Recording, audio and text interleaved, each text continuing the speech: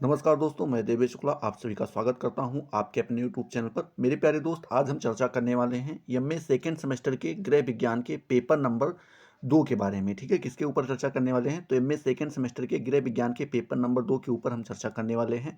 बात करते हैं आपके पेपर नंबर 2 का नाम। तो आपके पेपर नंबर 2 का नाम है सांख्यिकी और कंप्यूटर अनुप्रयोग। ठीक है, क्या है? सांख्यिकी और कंप्यूटर अनुप्रयोग, ये आपके पेपर नंबर 2 का नाम है।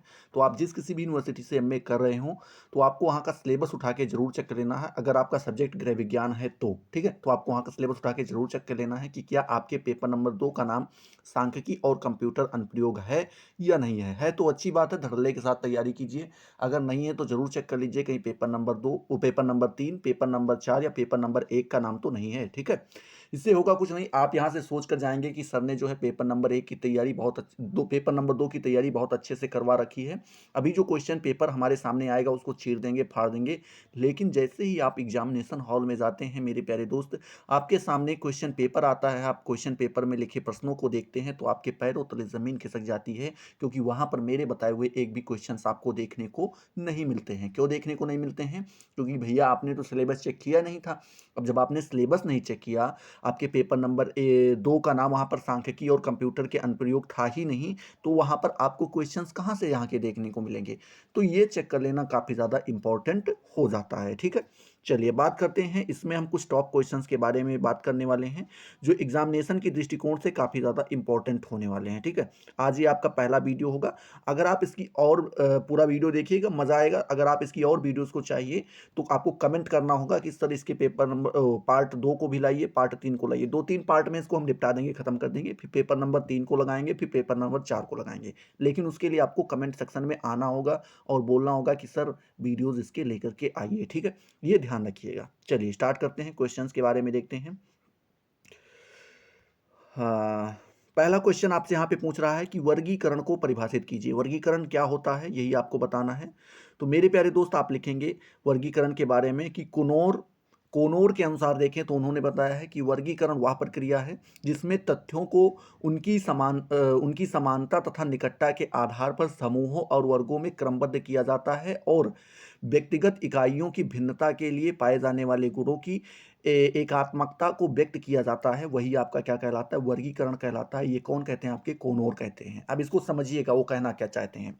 बताते हैं कि जिनमें तथ्यों को उनकी समानता, जैसे कुछ तथ्य होते हैं जिनमें कुछ समानताएं पाई जाती हैं, तथा निकटता, मतलब कुछ उनके निकटता भी पाई जाती है कि एक से दूसरे रिलेटेड रिलेटेड होते हैं, इस तरीके से होते हैं। तो जब समानता और निकटता के आधार पर क्या करते हैं, उनको कुछ समूहों में बांट दिया जाता है। एग्जाम्पल के तौर पे जैसे 20, 50, 100 तीन की नोटें आपके एक साथ मिला के रखी गई हैं। तो जब आप नोटों को अलग करेंगे, नोटों को गिनना चाहेंगे, तो आप क्या करेंगे? 100 की नोट को एक तरफ रखेंगे, 50 की नोट को एक तरफ रखेंगे, 20 को एक, 10 की नोट को एक तरफ। तो वही बता रहे हैं कि समानता और निकटता के आधार पर उनको क्या कर दे रहे हैं, वो भी उनको समूहों और वर्गों में क्रमबद्ध कर देते हैं, उनको बांध देते हैं, उनको इकट्ठा कर देते हैं और व्यक्तिगत इकाइयों की भिन्नता के लिए पाए जाने वालों गुणों की एकात्मकता को व्यक्त किया जाता है। मतलब बोल रहे हैं जो इंडिविजुअल इकाइयाँ होती हैं उनमें जो भिन्नताएं पाई जाती हैं, उनमें पाए जाने वाले जो गुण होते हैं उनमें जो एकात्मकता व्यक्त की जाती है, मतलब कि ये एक दूसरे से अलग हैं, ये अकेला है। एकात्मकता का मतलब क्या हुआ? ये अकेला है, ये अद्वैत है, मतलब इसके तरीके से दूसरा कोई नहीं है।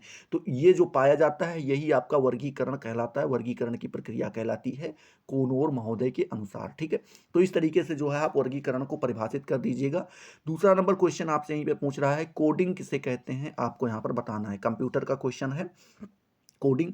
तो यहां पर आप लिखेंगे कोडिंग को संकेतन भी कहते हैं। कोडिंग को क्या कहते हैं? संकेतन। अंग्रेजी में कोडिंग कहते हैं और हिंदी में ही इसी को क्या कहते हैं? संकेतन कहते हैं। कोडिंग एक ऐसी प्रक्रिया है जिसके अंतर्गत व्याख्यात्मक उत्तरों को कुछ विशेष प्रकारों के संकेतों या प्रतीकों द्वारा स्पष्ट किया जाता है।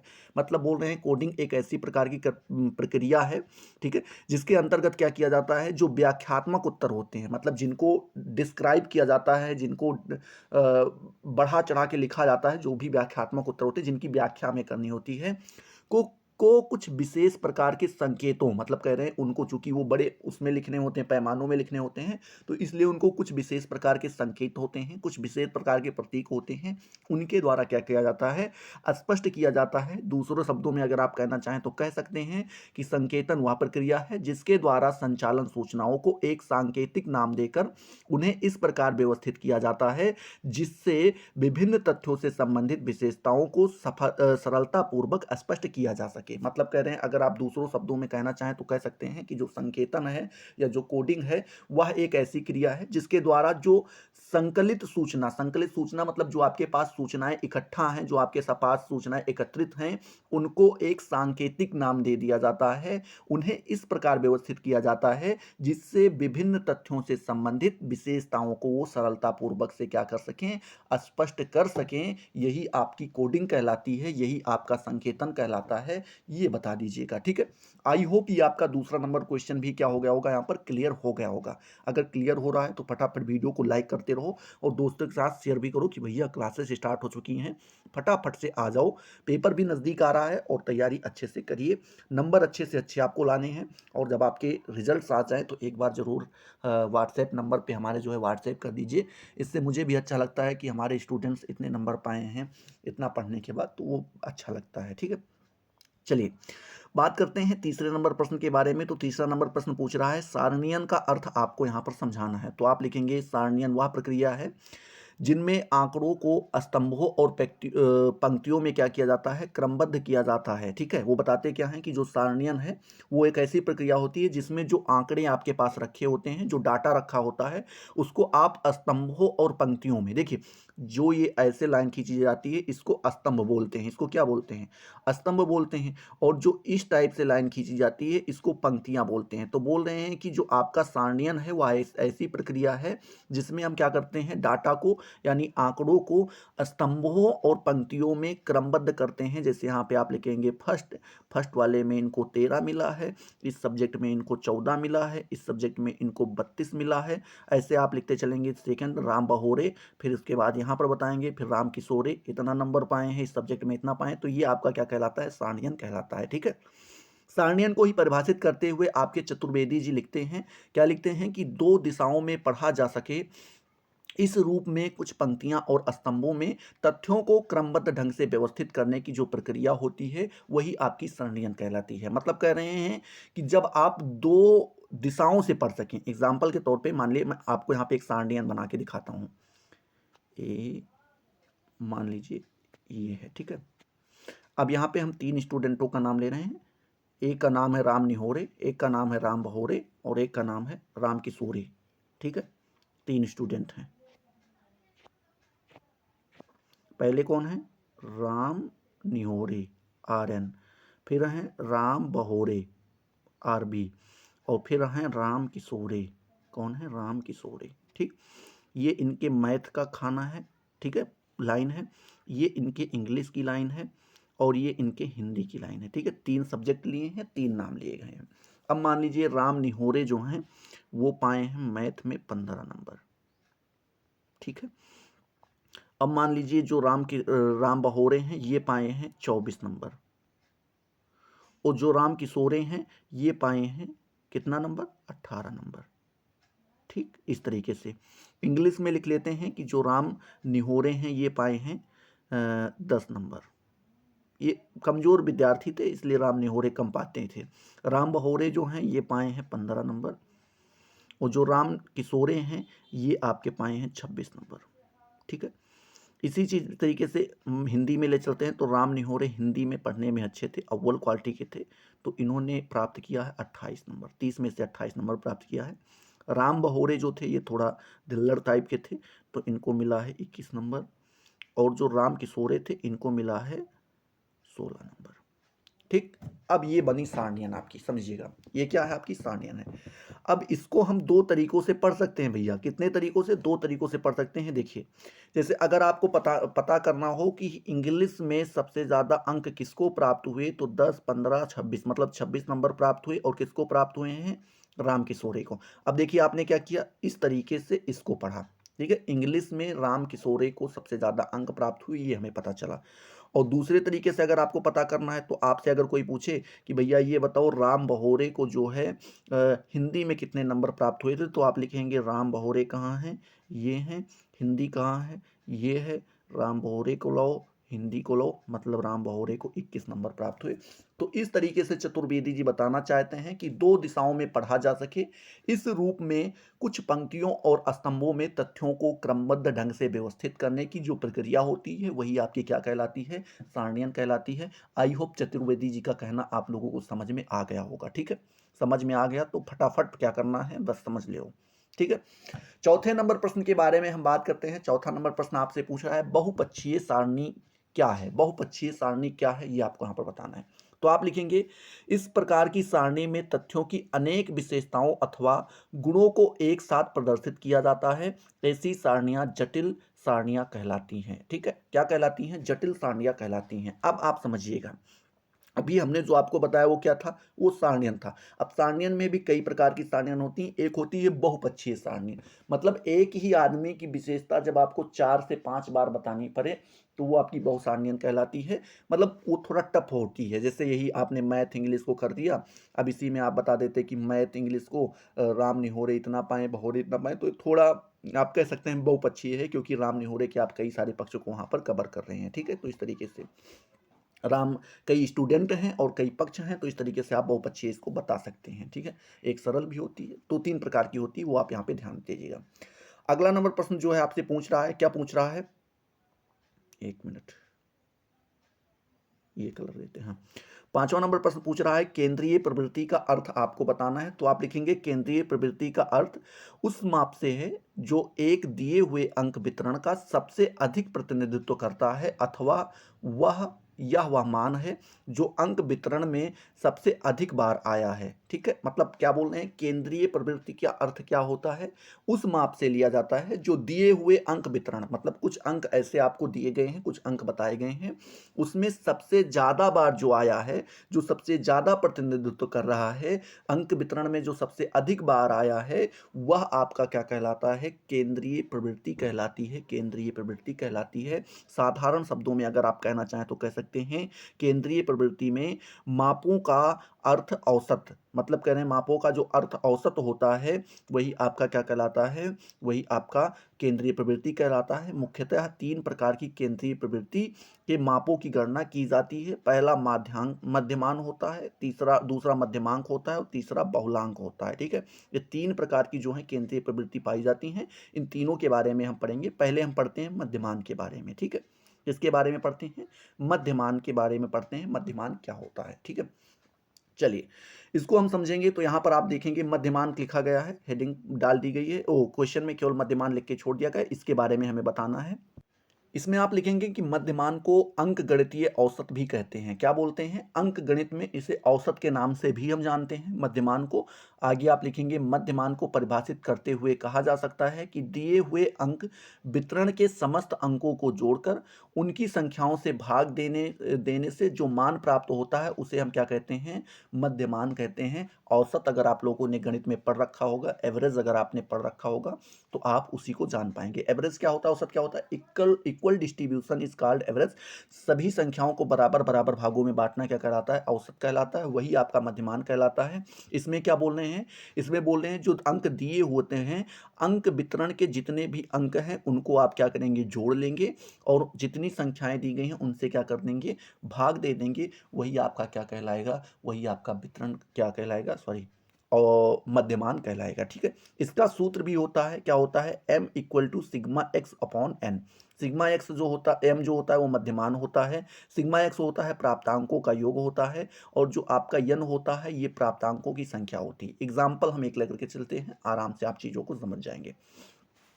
जैसे मान लीजिए 5 बालक हैं। ठीक है, कितने बालक हैं, 5 बालक हैं। पांचों लोगों के पास कुछ रुपए रखे हुए हैं। ठीक है, कितने रुपए रखे हुए हैं, एक के पास 8 रुपए रखे हुए हैं। ठीक है, कितने रखे हैं, एक के पास 8 रुपए रखे हैं, एक के पास 6 रुपए रखे हैं। ठीक है, एक के पास 8, एक के पास 6, और फिर आप लिखेंगे एक के पास 4। ठीक है, तो और अगली बार आप लिखेंगे एक के पास जो है 7 और एक के पास आप 5। ठीक है, क्या लिखेंगे? 5। ये 5 बालक हैं, एक के पास 6 रुपये है, 8 रुपये, एक के पास 6, एक के पास 4, एक के पास 7, एक के पास 5। ये 5 बालक हैं, इनके पास कुल मिला के ऐसे हैं, मान लीजिए एक के जेब में 8 रुपये, एक के 6, एक के 4, एक के 7, एक के 5। अब अगर आपको इनका मध्यमान निकालना हो या औसत निकालना हो तो आप क्या करेंगे? इन सभी संख्याओं को जोड़ लेंगे। क्या बोल रहे हैं? दिए गए अंकों के समस्त अंकों को जोड़कर, मतलब जो अंक दिए गए हैं, प्राप्तांक जो हैं यहाँ पर, उनके योग। तो आप जोड़ेंगे 8 6 14, 14 4 18, 18 2 20, 5 25, 25 5 30। टोटल कितना आया? 30। तो आप 30 को ऊपर रखेंगे और फिर क्या बोलते हैं? अपॉन में क्या होगा? भाग देने जोड़कर उनकी संख्या से भाग देने पर, मतलब बोल रहे हैं प्राप्तांकों की संख्या कितनी है, तो आप गिनेंगे 1 2 3 4 और 5। 5 संख्याएं हैं तो 5 से आप क्या करेंगे? इसमें डिवाइड कर देंगे। 5 1 कम 5, 5 6 के 30, मतलब इनका मध्यमान क्या निकल के आया? 6 निकल के आया। तो इस तरीके से जो है आप मध्यमान बता दीजिएगा। आई होप आपको एग्जाम्पल के साथ चीजें समझ में आ गई होंगी। ठीक है, चलिए बढ़िया है अगर समझ में आ रही हैं। अब दूसरा आपका आता है मध्यांक। आपने मध्यमान को पढ़ लिया, अब मध्यांक आता है। तो इसमें आप लिखेंगे गैरेट के अनुसार देखें तो बोलते हैं जब अव्यवस्थित अंक या अन्य माप क्रम में व्यवस्थित हों। क्या हो मेरे प्यारे दोस्त? जब अव्यवस्थित अंक हों, अंक जो लिखे गए हैं वो कैसे हों? अव्यवस्थित हों, मतलब आगे पीछे का हो, 5 को पहले लिख दिए हों, 8 को बाद में, फिर 3 को उसके बाद में, फिर ऐसे मतलब अंचक पंचा जैसे बोलते हैं उस तरीके से लिख दिए हों। और या फिर वो अन्य माप क्रम में व्यवस्थित लिखे गए हों, मतलब एक क्रम में नहीं लिखे गए हैं, किसी अलग तरीके से ऐसे लिख दिए जो मन में आया। तो मध्य का अंक जो होता है वही आपका क्या कहलाता है? मध्यांक कहलाता है। तो जो उनके मध्य का अंक होता है वही आपका क्या कहलाता है? मध्यांक कहलाता है। इसका सूत्र होता है मीडियन इक्वल टू n+1/2 वे पद का मान। ठीक है, n+2 वे पद का मान, ये आपका क्या होता है? सूत्र होता है। तो इस सूत्र को आप आराम से क्या कर लीजिएगा? याद कर लीजिएगा। ठीक है, चलिए अब अगला जो प्रश्न आपसे यहां पर पूछ रहा है वो पूछ रहा है बहुलांक क्या है। क्या पूछ रहा है? बहुलांक के बारे में आप लिखेंगे भैया, क्या लिखेंगे कि बहुलांक क्या है? एक अंक वितरण। इसका कलर चेंज करना पड़ेगा, क्या करते हैं, ब्लैक ही कर दे रहे हैं, ब्लैक ज़्यादा बेटर रहता, सब पे चल जाता है। क्या बोल रहे हैं कि एक अंक वितरण में बहुलांक वह प्राप्तांक या मान है जिसकी आवृत्ति सबसे अधिक होती है। क्या होती है? जब कोई अंक लिखे गए हों, कई सारे अंक लिखे गए हों और उसमें जो सबसे अधिक बार लिखा गया हो वही आपका क्या कहलाता है? बहुलांक कहलाता है। गिलफोर्ड महोदय जी बहुलांक को परिभाषित करते हुए लिखते हैं कि किसी वितरण में वह बिंदु जिसकी आवृत्ति सर्वाधिक हो बहुलांक कहलाता है। इसका सूत्र होता है बहुलांक बराबर 3 गुणे माध्यांक माइनस 2 गुणे मध्यमान। क्या होता है? 3 गुणे मध्यांक माइनस 2 गुणे मध्यमान। मतलब पहले आपको बहुलक निकालना है तो आप पहले मध्यांक निकालेंगे, उसमें 3 से गुणा करेंगे, उसके बाद जो है, ठीक है, मध्यांक निकालेंगे, उसके बाद इसमें से माइनस करेंगे 2 गुणे मध्यमान को निकाल करके। ठीक है, तो इस तरीके से जब आप निकालेंगे तो ये आपका क्या हो जाएगा? बहुलांक कहलाएगा। आई होप ये आपका बहुलांक भी क्लियर हो गया होगा। 9 नंबर प्रश्न आपसे यहीं पर पूछ रहा है कि रेखा चित्रण का अर्थ आपको यहां पर बताना है। रेखा चित्रण के बारे में बताना है तो आप लिखेंगे जब दो या दो से अधिक चरों को अथवा एक ही चर के विभिन्न मूल्यों को ग्राफ पर प्रदर्शित किया जाता है तो इस प्रकार बनी आकृति को रेखा चित्र या ग्राफ कहते हैं तथा रेखा चित्र बनाने की विधि को रेखा चित्रण कहते हैं। ठीक है, मतलब आप समझिए क्या बोल रहे हैं कि जब दो या दो से अधिक चर अथवा एक ही चर, दो हों या दो से ज़्यादा हों या फिर एक ही हो, उनके जो विभिन्न मूल्य होते हैं जब आप उनको एक ग्राफ में प्रदर्शित करते हैं तो वही आकृति जो बन के आती है वही आपकी रेखा चित्र कहलाती है, वही आपका ग्राफ कहलाता है। और जो इसके बनाने की क्रिया होती है वही आपका रेखा चित्रण कहलाता है। एग्जाम्पल के तौर पे मान लीजिए कोई कंपनी है और उसके बारे में यहाँ पे बताया गया है। ठीक है, ये मान लीजिए ये 5 लाख थी, ये लाख में है सब। ठीक है, यहाँ पे मान लेते हैं ये 10 लाख थी और यहाँ पर मान लेते हैं ये 15 लाख थी और यहाँ पर मान लेते हैं ये 20 लाख थी। ठीक है, ये 2012 की बात है, एक मिनट, 2012, ये आप लिखेंगे 2014 और ये आप लिखेंगे 2016। ठीक है, 2-2 साल का गैप दिया गया है। अब मान लीजिए जो कंपनी थी 2012 में कितनी थी? 10 लाख के आसपास थी। 2014 में गिर के 5 लाख हो गई और 2016 में ये जाके 20 लाख हो गई।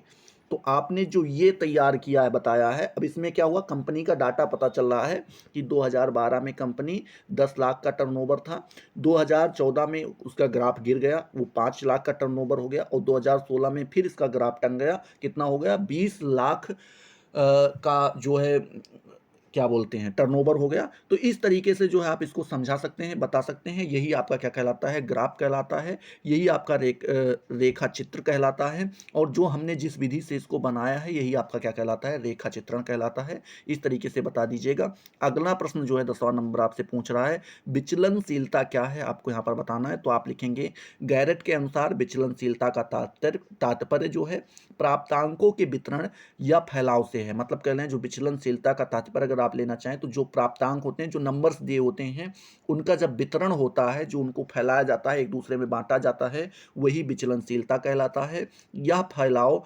प्राप्तांकों की केंद्रीय प्रवृत्ति के चारों ओर होता है। कहाँ पर होता है जो फैलाव होता है, प्राप्तांकों की जो केंद्रीय प्रवृत्ति होती है, उसी के चारों ओर किया जाता है। लिंग